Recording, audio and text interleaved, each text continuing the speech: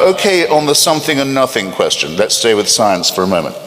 Edwin Hubble noticed a few years ago, as many of you will know, that the universe was continuing to expand and at quite a rapid rate away from itself.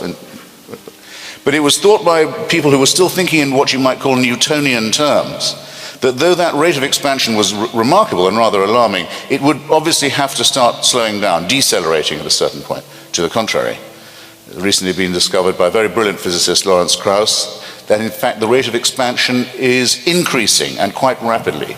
The universe is expanding very, very fast. Very soon, if we hadn't been around at this particular point in time, there wouldn't be enough evidence left around in the red light shift for us to know that the Big Bang had ever even taken place. We're only picking that up from signals from a long time ago, which will soon be unintelligible. I'm saying soon, using billions of years as an index of time, of course, light years, if you will. Not light years, they're distances, but you know what I mean. Distances and times that are rightly called astronomical. What does this mean? It means that very soon there will be nothing. A lot of nothingness is headed our way. It's going to be all over quite soon. You can see it coming. Read the Lawrence Krauss, Edwin Hubble stuff. It's going to explode away. It's going to fall apart. And if, that is, a couple of things don't happen sooner than that, we can already see the Andromeda Galaxy in the night sky. You can actually see it some nights without really the aid of a telescope, headed directly on collision course for our own. We have an appointment, ladies and gentlemen, with the Andromeda Galaxy. It's going to crash right into ours. There's something now. Enjoy it while you can. Nothing is coming. Whose design is that, may I inquire? Or perhaps before that, it's very possible that before any of this happens, we won't have to worry about it because our sun will simply swell up into a red dwarf, our oceans will boil, life on this planet will become extinct, and then the sun will collapse into itself and go the way that millions and millions and millions of other stars have. We can see them imploding and exploding and shooting themselves to death all over the sky as it is. Nothingness, there's a lot of nothingness. So those who want to claim the credit for the something, what deity is going to claim the credit for the nothingness?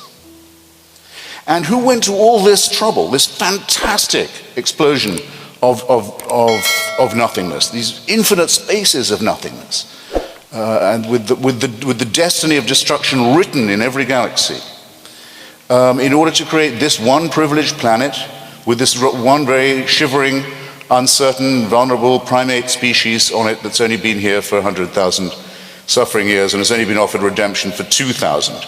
Look first upon this picture and on that. Look at the absolute extraordinary scale that's proposed on the one hand and the absolutely, or not even microcosmic on the other. And I don't believe you can possibly take any claim of religion seriously here. Whatever is the explanation for this, people who say, well, since we don't know, we may as well say it's God, are simply drumming their fingers. They're wasting their time and they're trying to waste yours. Now, on this question of who's boss and why I don't think the Eternal Father idea is a good one. I'm sure I'm not the only father here. I have 3 children. My job as a father is to get out of their way, is to do my best for them and then make room for them. What if I was to say to them, oh, don't worry, I'll always be here. Not as in, I'll always be here for you, as in, I'm never going away. You'll never see the back of me. You'll never get to say goodbye, Daddy. No, I'll always be here. In fact, I'll be here long after you've died. In fact, I'm rather looking forward to that, because then I can sit in judgment on you. This is not even a benevolent form of despotism, is it? When you allow yourself to think about it.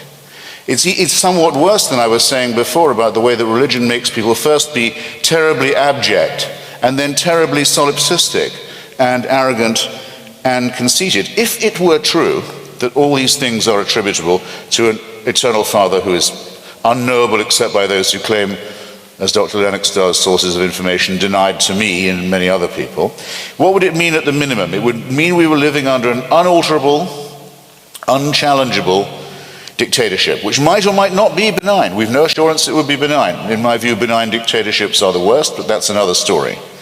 It would mean we were subjected to everlasting round-the-clock surveillance, waking and sleeping. We would never have a private moment. Everything we did and thought would be known and supervised and invigilated and either rewarded or punished. Even Big Brother in George Orwell's 1984 couldn't be absolutely sure what all his subjects were thinking. But there was the crime of thought crime. You could be charged with it under the divine dispensation, no problem. You're convicted of thought crime before you've even had the thought, because everything is knowable. And how would the God who convicted you know? Because he'd already created you full of dirt and sin and wickedness. That's part of the design. And the horror of it, the fascistic element of it, is this: you're created sick, and then you're ordered to be well. So you're created full of dirty thoughts and wickedness and wrong ambitions and impure and foul nature, and then you're told, you better cure yourself pretty fast, otherwise I won't be answerable for the consequences. This is the worst imaginable kind of unfreedom, and I have to say I distrust those who wish that it were true. In my opinion, the original emancipation, the first emancipation that humans must undergo is the freeing of themselves from this man-made and mind-forged manacle. It might be asked, why don't I want it to be true? Why don't I wish it to be true? Well, I'll tell you, because once you admit that this despot exists, you will find yourself in the real world, in the here and now, subjected to the rule of man-made power, purely man-made power, ruled by other primates and other mammals who claim the right to do anything they want with you because they have God on their side and because their rule is divine. This is not a theoretical danger. I'll illustrate it in a different way if you like, and take up Dr. Lennox's point about the origins of morality. If you think that we wouldn't know right from wrong, we'd have no concept of good and evil, or the right action or the wrong action, or the right thought or the wrong thought, if we didn't have the permission of a supernatural celestial dictator, if that's where our ideas of good and evil come from, then let me ask two questions of you. First, okay, I'll ask the questions and I'll leave it with the questions, and I hope I'll get a response later. You must now, ladies and gentlemen, if you believe this, you must tell me of a right action performed or a right statement, moral statement made by a believer, such as Dr. Lennox, that I could not make myself or couldn't state myself, something that only he could do as a believer that was right and moral, and I could not do because I'm not a believer. I've asked this question in a lot of places now and to a lot of people, including senior bishops and archbishops and others. I have not yet had an answer to it, and there must be a good answer if they are to make the claim that faith licenses morality and ethics. And then my second question, corollary question, much easier. Please think of a wicked action done by someone purely because they are a person of faith.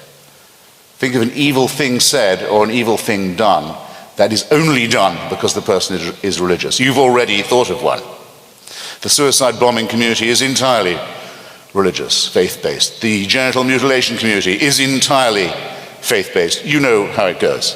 While these two questions hang in the air, I will bow out, let you brood on them. I hope you'll feed some of them back to me. And once again, my thanks, and back to Dr. Lennox.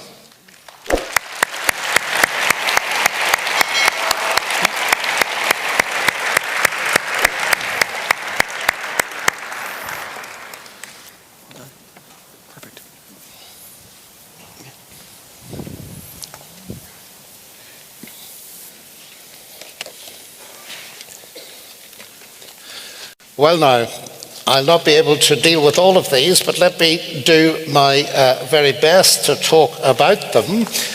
You missed completely my point about Einstein. Ladies and gentlemen, I hope you noticed I didn't mention anything at all about Einstein's belief in God, because I'm completely aware of all that Christopher Hitchens had said. The point I made was that Einstein believed that all scientists had faith That is a completely different thing, a faith in the rational intelligibility of the universe that was real faith. And my argument had nothing whatsoever to do with Einstein's belief in God. He mentioned in his initial speech that the idea of the Creator had been completely refuted by the question, you must ask who created the Creator, and you get into an infinite regress. I discussed that with Richard Dawkins in my debate in Oxford. If you have to ask the question, who created the Creator, that means you believe in a created God. And created gods are a delusion. We've known that for centuries, and we don't need to be told it. If you say who created the Creator, it means also that you cannot conceive of anything that's eternal. And I don't know what Mr. Hitchens' views on the universe are, or in mass energy, but the incapacity to believe in eternal is essentially the issue. My final point on that would be this. I said to Richard Dawkins, I can ask you the same question, because you believe that the universe created you.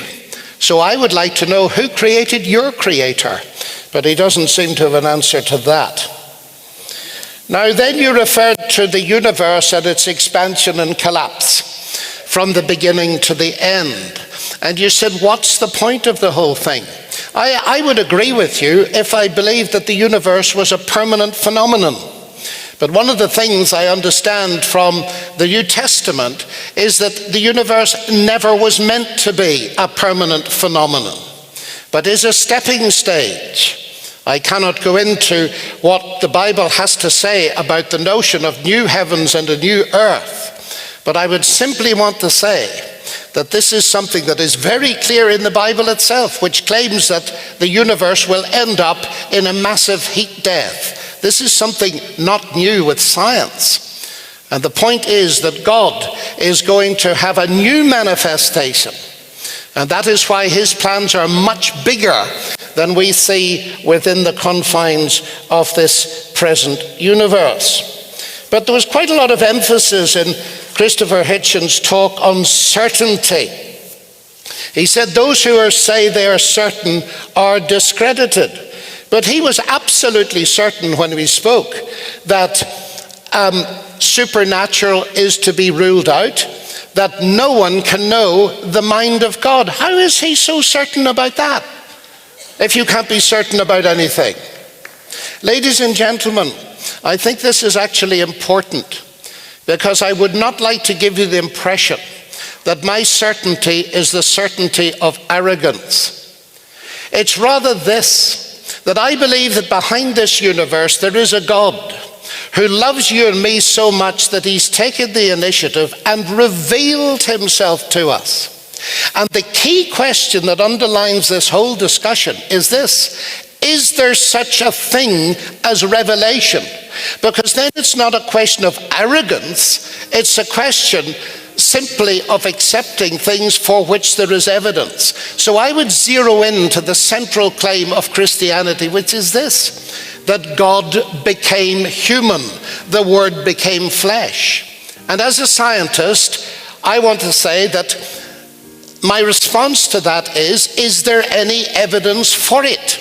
That Jesus is whom he claimed to be. He claimed to be revealing God. And if Christopher Hitchens, for example, reveals something about himself to me, then it's not arrogance for me to believe it. But I will never know him unless he's prepared to do that. It's exactly the same with God. Unless he reveals himself to me, of course I cannot get to know him. But if he reveals himself, then that's a completely different situation.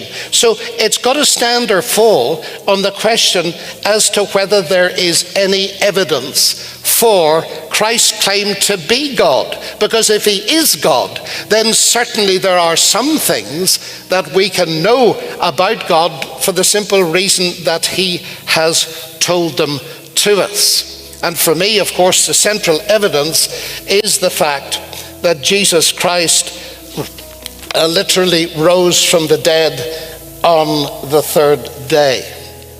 Now, I'm sad when I hear Christopher Hitchens' caricature of God as a celestial big brother, always watching us, trying to spoil our fun.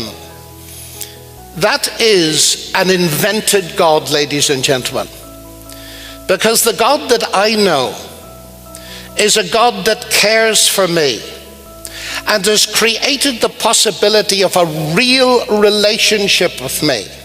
I might as well say, who would want to be married and have a woman or a man in their home constantly watching them, constantly supervising them, constantly looking out for them? That would be absurd, because it's to take one aspect of watching over and to distort it into a universalized explanation.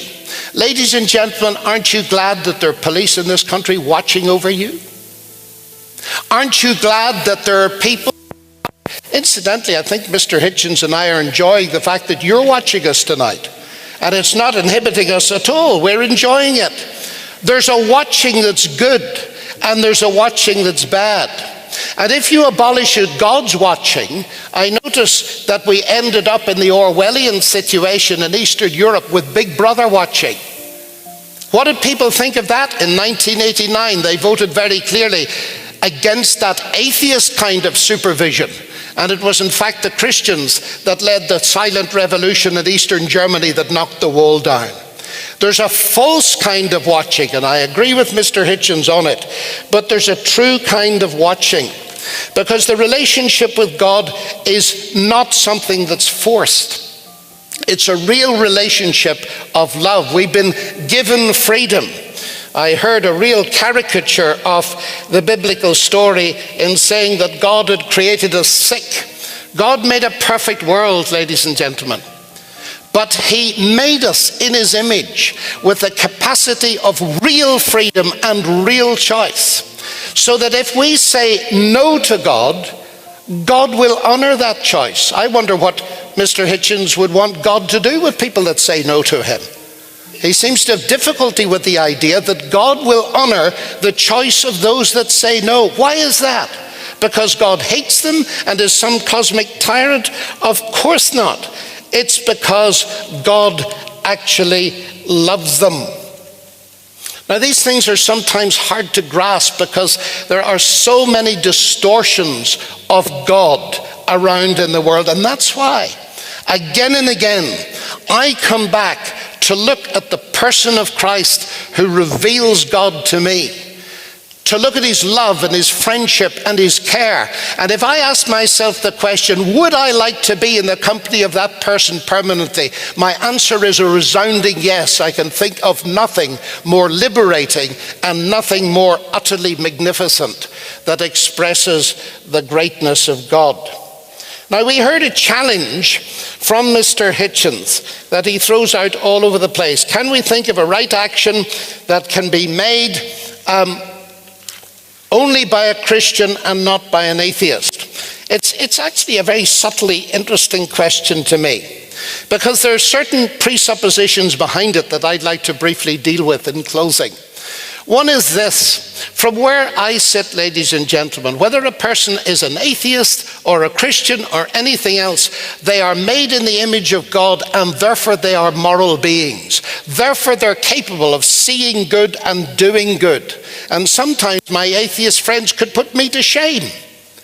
So there is that basic moral compass, which makes Mr. Hitchens' question a little bit beside the point.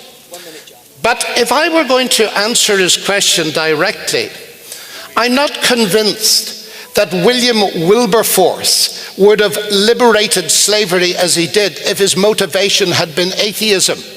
Because I noticed that Wilberforce liberated slaves only to have slavery reintroduced by Nazi Germany and communism in the 20th century. There is no guarantee, ladies and gentlemen, that the abolition of God will mean the abolition of the captivity of man. But my final answer to his question is this: can I name a good action that no atheist could do? Yes, I can. I can name one that no person of whatever worldview could do, and that is to give his life for the sins of the world. It is that characterized Jesus Christ. as the one who was God, and that is unparalleled in its majesty and in its confirmation that God is truly great.